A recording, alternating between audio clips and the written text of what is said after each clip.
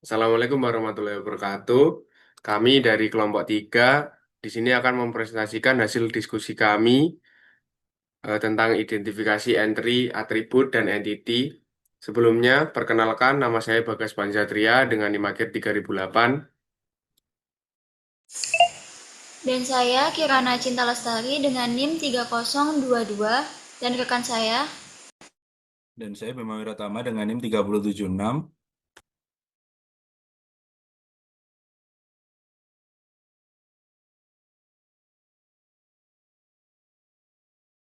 Baik, di sini mungkin yang pertama akan dijelaskan oleh teman saya, Bima. Silakan.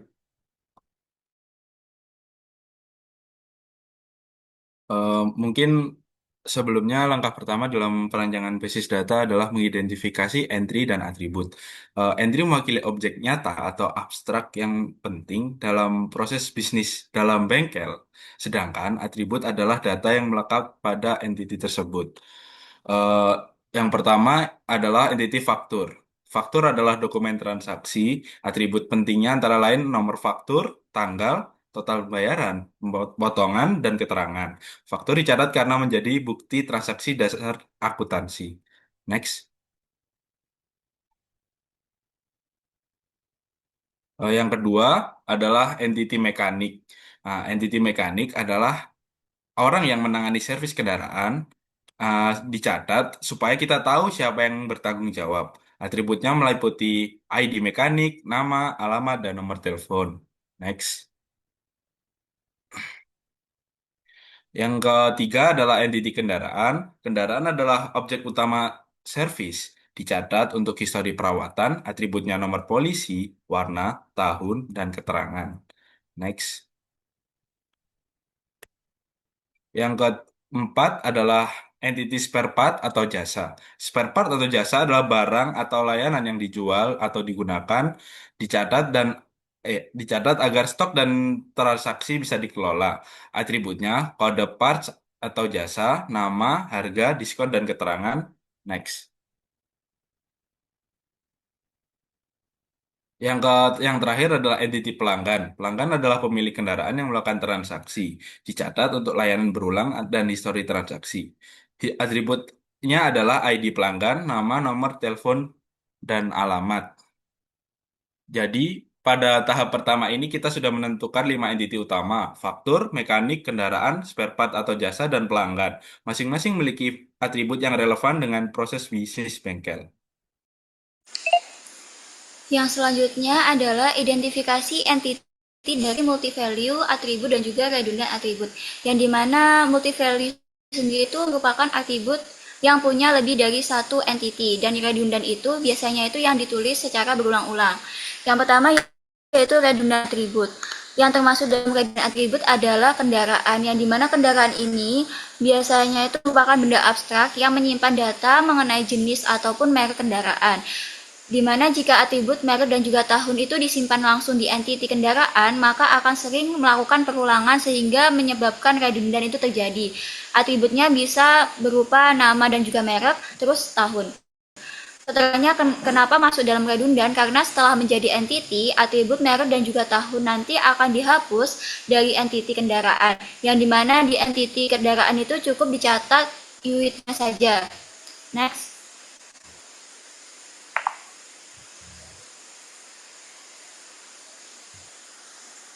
Yang kedua yaitu multi-value attribute.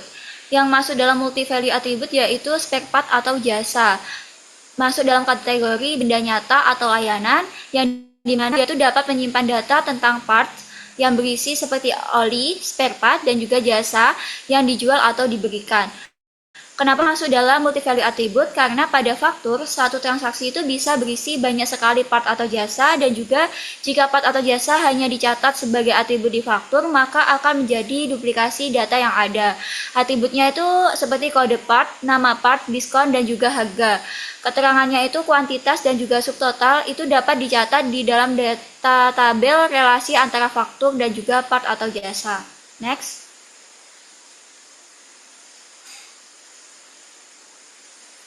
Yang ketiga yaitu multi-value attribute.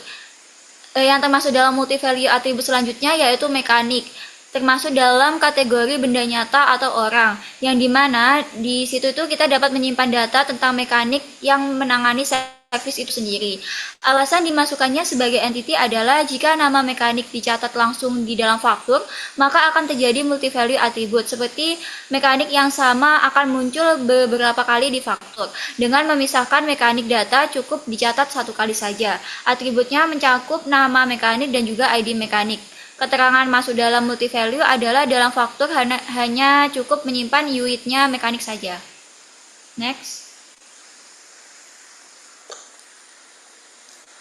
Yang ketiga yaitu atribut yang tidak bisa dimasukkan ke dalam entity yang ada. Yang pertama itu ada nama atributnya mekanik. Entity-nya itu termasuk dalam faktur. Kenapa nggak bisa dimasukin? Karena lebih tepat dijadikan sebagai entity mekanik agar tidak terjadi redundan. Yang kedua adalah daftar jasa servis, termasuk dalam entity faktur juga. Alasan tidak dijadikannya atribut di entity terkait yaitu karena tidak bisa jadi atribut tunggal, sehingga harus jadi entity jasa pada servis. Next. Oke, selanjutnya eh, menentukan primary UID atau secondary UID, artificial atau natural, dan daftar user ID. Yang pertama di entitas ini faktur, tercatat di sini daftar UID-nya ini eh, nomor faktur dan tanggal. Untuk artificial atau naturalnya ini pada nomor faktur ini natural karena jika artificial itu dibuat oleh sistem, kalau natural ini terjadi sendiri. Jadi nomor faktur ini bisa berbeda-beda, ini terjadi secara natural. Dan untuk primary atau secondary ini primary. Jadi harus ada nomor fakturnya untuk membedakan agar unik. Dan kalau tanggal ini juga natural, tidak dibuat oleh sistem, sudah ada sendiri. Dan kalau primary atau secondary ini secondary. Jadi ini di faktur ini bisa opsional. Dan yang selanjutnya entity pelanggan. Ini daftar UID-nya ini ID pelanggan dan nomor telepon. Nah, ini ID pelanggan ini dibuat oleh sistem, jadi tidak terjadi secara natural atau alami. Untuk primary atau secondary-nya ini primary dan harus ada karena untuk membedakan setiap pelanggan. Dan yang selanjutnya nomor telepon pelanggan ini natural, tidak dibuat oleh sistem. Untuk primary atau secondary ini secondary, karena tidak harus ada dan ini bisa diubah-ubah setiap dari pelanggan ini. Lalu entity mekanik, terdapat ID mekanik yaitu artificial atau natural nih artificial karena ini ID mekanik dibuat oleh sistem, tidak terjadi secara natural. Untuk primary atau secondary ini primary karena ini tidak bisa diubah untuk membedakan mekanik satu dengan mekanik lainnya. Selanjutnya barang, terdapat kode barang dan natural ini tidak dibuat oleh sistem. Jadi ini kode barang ini bisa diubah-ubah tergantung stok barangnya sendiri. Untuk primary atau secondary ini primary karena untuk membedakan barang satu dan barang lainnya. Nah, selanjutnya jasa servis, kode jasa ini terjadi secara natural, tidak dibuat oleh sistem sama seperti barang, yaitu ini primary juga untuk membedakan jasa servis satu dengan yang lain. Selanjutnya, nah ini relationship antar entity. Jadi ini sudah digambarkan dari faktur pelanggan mekanik spare part kendaraan. Di sini juga sama faktur pelanggan mekanik spare part kendaraan. Jadi faktor ini berhubungan dengan pelanggan mekanik spare part kendaraan. Lalu kendaraan ini berhubungan dengan mekanik dan pelanggan. Jadi faktur dengan pelanggan ini, setiap faktur ini dimiliki oleh pelanggan dan faktur ini di dalam isi faktur ini terdapat juga ID mekanik, spare part, dan kendaraan. Jadi ini fakturnya satu bisa berisi dari kendaraan, spare part, dan mekanik yang dari berbagai jenis atau bisa disebut one to many. Untuk pelanggan sendiri ada hubungannya atau relationship-nya dengan kendaraan. Jadi ini one to many. Satu pelanggan bisa memiliki banyak kendaraan. Dan selanjutnya kendaraan dengan mekanik. Jadi ini hubungannya sama, bisa many to many atau one to many karena kendaraan ini bisa dikerjakan oleh banyak mekanik. Begitu pula dengan mekanik juga bisa mengerjakan eh, banyak kendaraan. Jadi bisa many to many dan one to many. Baik, pada kesempatan kali ini kelompok kami akan menjelaskan terkait dengan modul 2 yaitu yang berkaitan erat dengan modul 1 yaitu tetap membahas terkait dengan bingkil.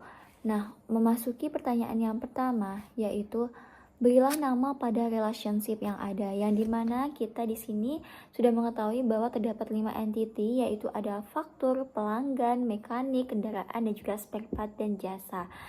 Nah, untuk penulisannya sendiri kita membuat tabel karena hal ini akan mempermudah untuk hubungan antara satu dengan yang lainnya.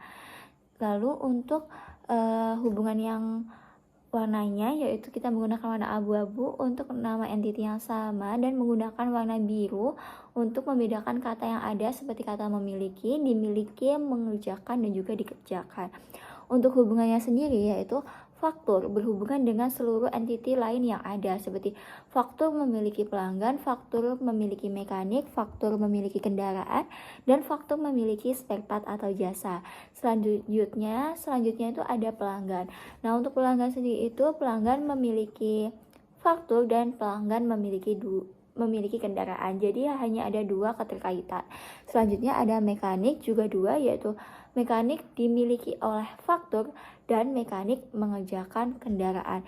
Kenapa sih mekanik kok katanya mengerjakan kendaraan? Karena mekanik itu sendiri yang akan membenahi kendaraan ketika bermasalah. Selanjutnya ada kendaraan yang memiliki 3 hubungan yaitu kendaraan dimiliki oleh faktur, kendaraan dimiliki oleh pelanggan, dan kendaraan dikerjakan oleh mekanik.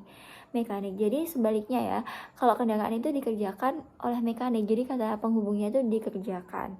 Karena mekanik yang mengerjakan kendaraan. Selanjutnya ada spare part atau jasa yaitu dimiliki oleh faktur. Hanya satu hubungan saja. Baik, saya akan menjawab tentang optional entity. Yang pertama adalah relationship faktur ke pelanggan. Optionality faktur wajib karena setiap faktur harus terikat dengan pelanggan. Karena transaksi tidak terjadi tanpa identitas pelanggan. Ya, selanjutnya adalah optionality pelanggan. Pelanggan bisa saja belum memiliki faktur. Misalnya pelanggan baru yang belum pernah melakukan transaksi. Contohnya itu seperti pelanggan mendaftar di bengkel, datanya masuk sistem, tapi belum ada transaksi sehingga belum ada faktur. Selanjutnya adalah relationship faktur ke mekanik. Eh, faktur fakturnya itu tidak wajib karena tidak semua faktur mencatat mekanik, misalnya pembelian spare part tanpa jasa perbaikan. Baik, selanjutnya optionality mekaniknya itu juga tidak wajib dikarenakan mekanik bisa ada meski belum pernah tercatat di faktur. Contohnya itu seperti kayak pembeliannya oli itu tidak mencatat mekanik, tetapi hanya mencatat mesin saja. Selanjutnya relationship faktur ke kendaraan. Fakturnya itu tidak wajib karena mencatat pembelian spare part tanpa kendaraan. Selanjutnya yang ke kendaraannya juga tidak wajib karena kendaraan bisa aja ada meski belum pernah masuk ke faktur. Selanjutnya faktur ke spare part atau jasa. eh, Faktur ke spare part atau jasa itu wajib dikarenakan setiap faktur harus mencatat spare part atau jasa yang dibeli atau dikerjakan.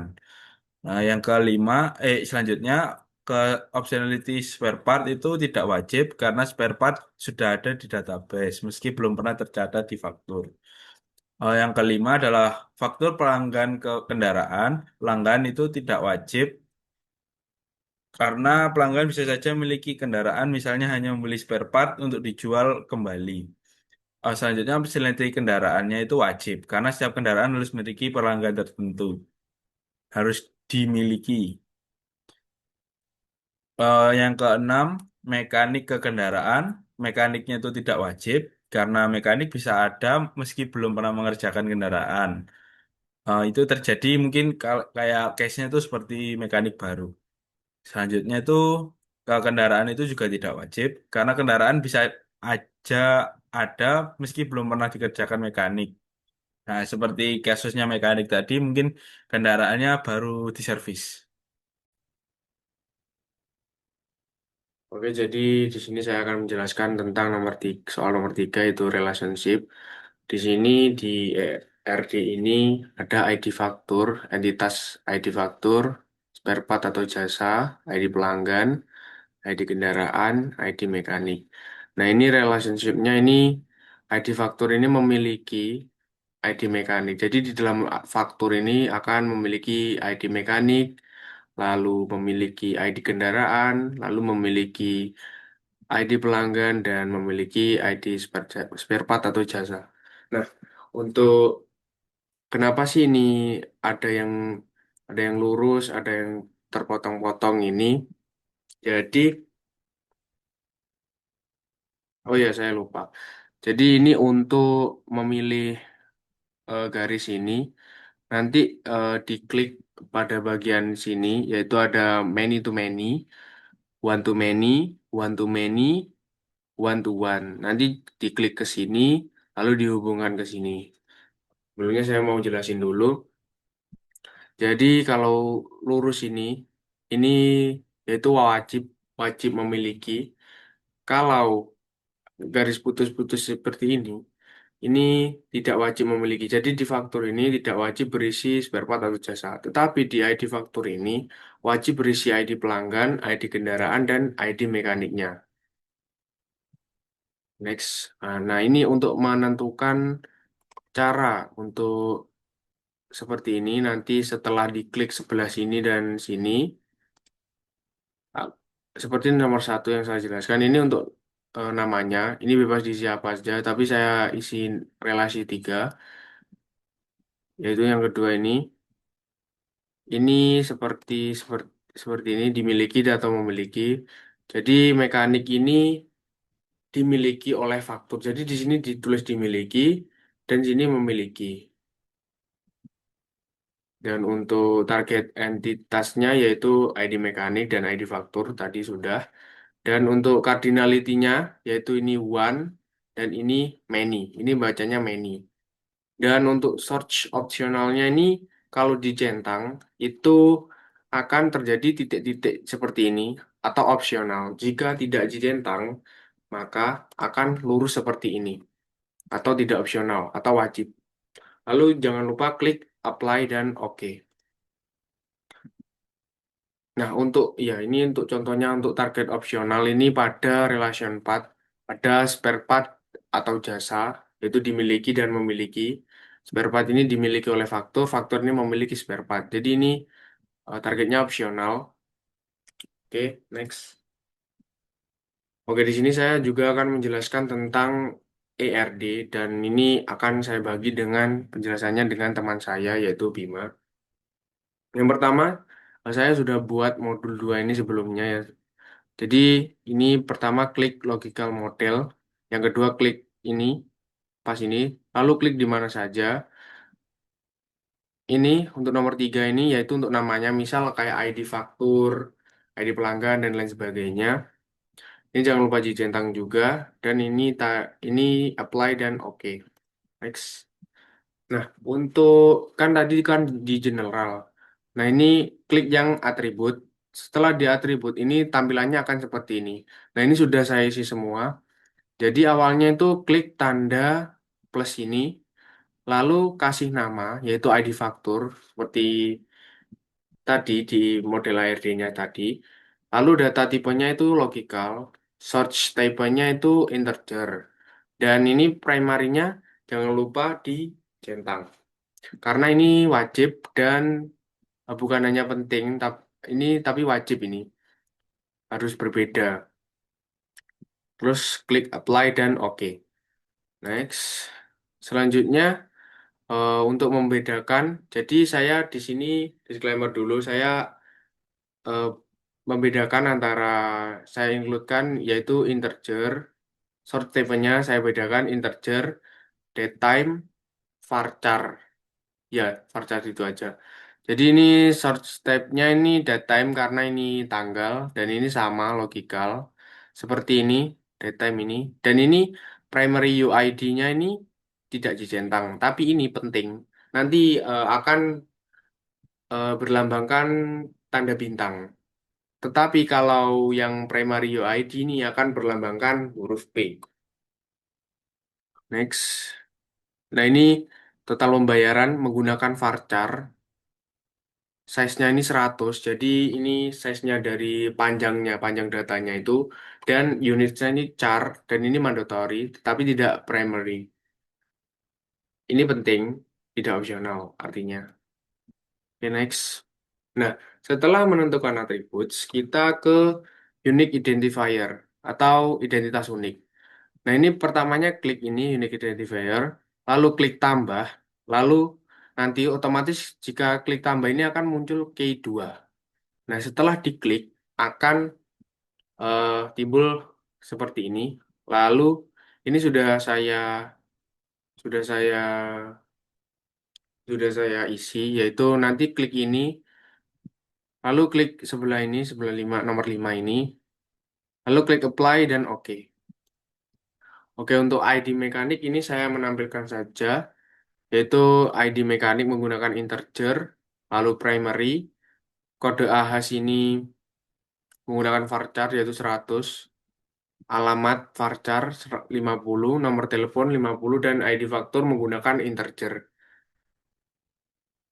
Dan untuk alamat ini, saya, alamat ini opsional pada mekanik. Jadi primary-nya ini tidak dicentang dan mandatorinya tidak dijontang. Hasilnya adalah seperti ada tanda O seperti ini. Bentar, seperti ini. Ada tanda O. Kayak di potongan ini ada tanda O ini opsional, di alamat ini opsional, lalu di simbol U ini artinya unik. Setiap orang itu berbeda-beda nomor teleponnya. Ini nomor polisi ini juga unik. Opsional itu O itu tandanya opsional. Bentar.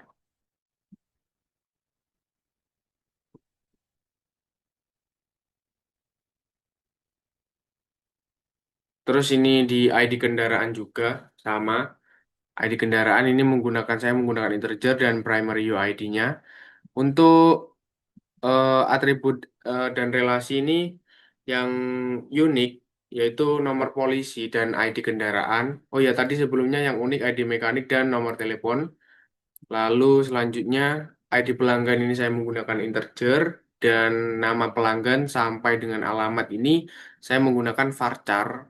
Jumlahnya ini 50, 50, 50 dan 100. Lalu unique atribut ini ID pelanggan dan nomor telepon pelanggan. Nah, ini untuk ID spare part atau jasa. Untuk integernya yaitu ID spare part saja dan ID faktur.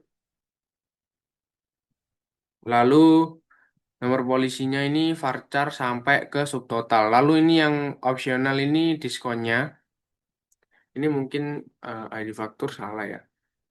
Jadi unique identifiernya atau unique atributnya ini ID spare part dan nomor polisi. Baik, saya akan melanjutkan penjelasan dari teman saya.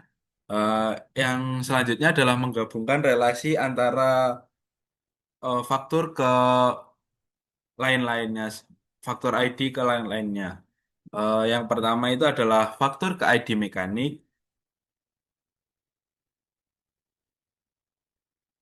Di sini faktur fakturnya itu cara menggabungkannya itu adalah seperti yang di awal tadi, karena kan si ID mekanik itu adalah dimiliki oleh faktur, maka di sini akan diisi dimiliki dan di fakturnya diisi memiliki. Selanjutnya fungsi dari source opsional ini, jikalau opsional di sini itu wajib tidak perlu diisi. Namun jika opsional tersebut tidak wajib, maka akan dipencet opsional.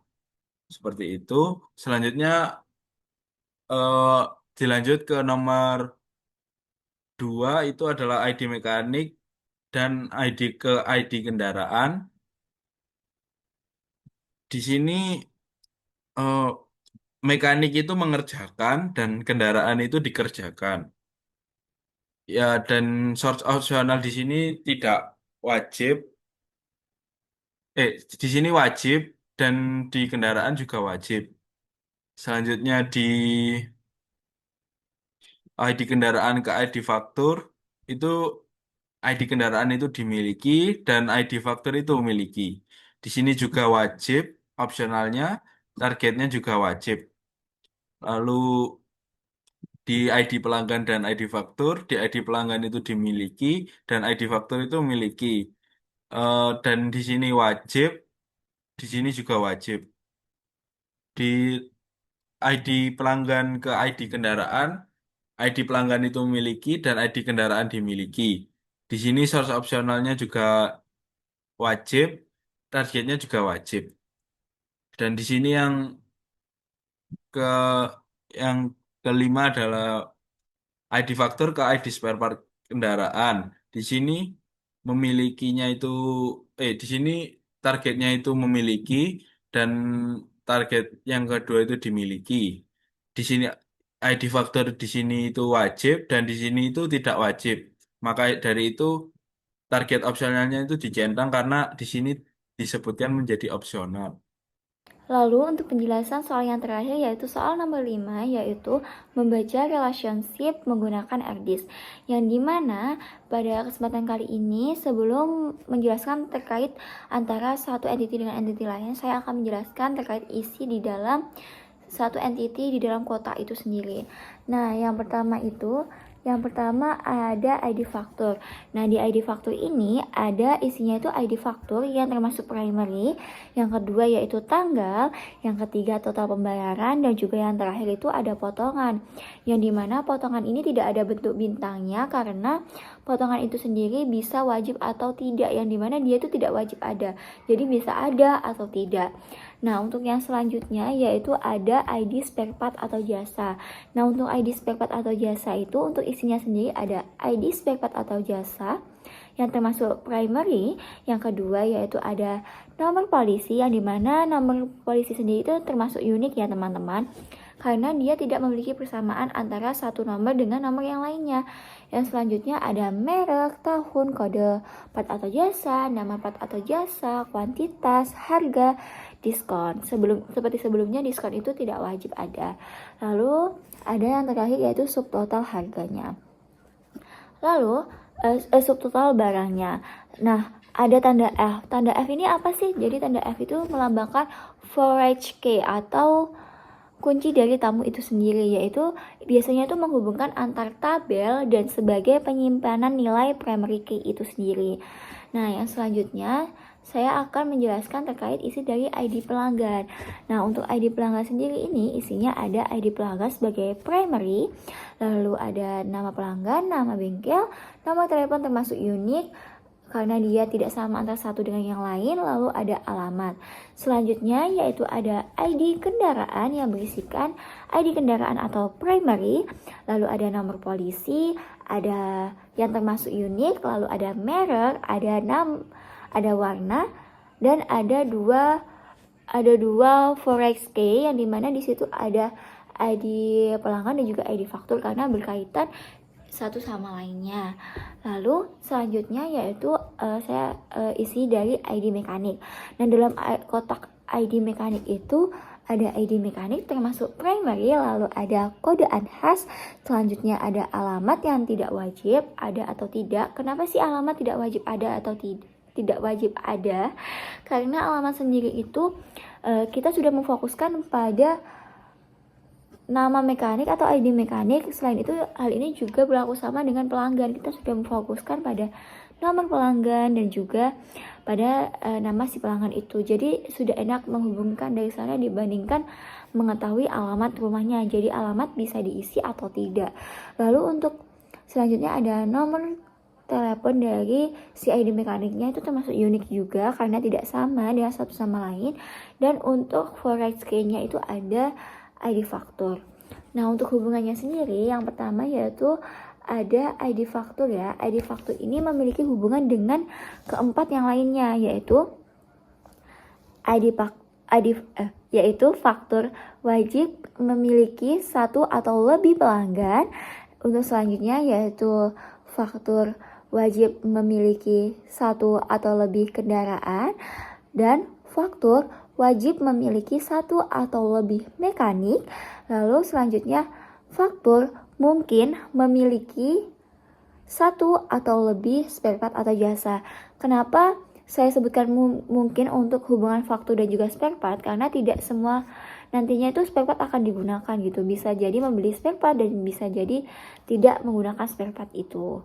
Jadi untuk simbolnya yaitu untuk kata yang mungkin atau kemungkinan itu menggunakan tanda putus-putus, dan untuk yang wajib ada itu menggunakan tanda yang lurus. Nah, untuk selanjutnya yaitu hubungan antara pelanggan. Nih guys, yang pelanggan ini ada dua hubungan ya. Nah, untuk pelanggan sendiri yaitu hubungannya dengan faktur dan juga kendaraan. Jadi, pelanggan wajib dimiliki satu atau lebih faktur dan pelanggan wajib memiliki satu atau lebih kendaraan. Jadi yang selanjutnya saya akan menjelaskan terkait entiti kendaraan, yang dimana di sini kendaraan itu memiliki tiga keterkaitan. Yang pertama yaitu kendaraan wajib dimiliki satu faktur. Lalu kendaraan wajib dimiliki satu pelanggan.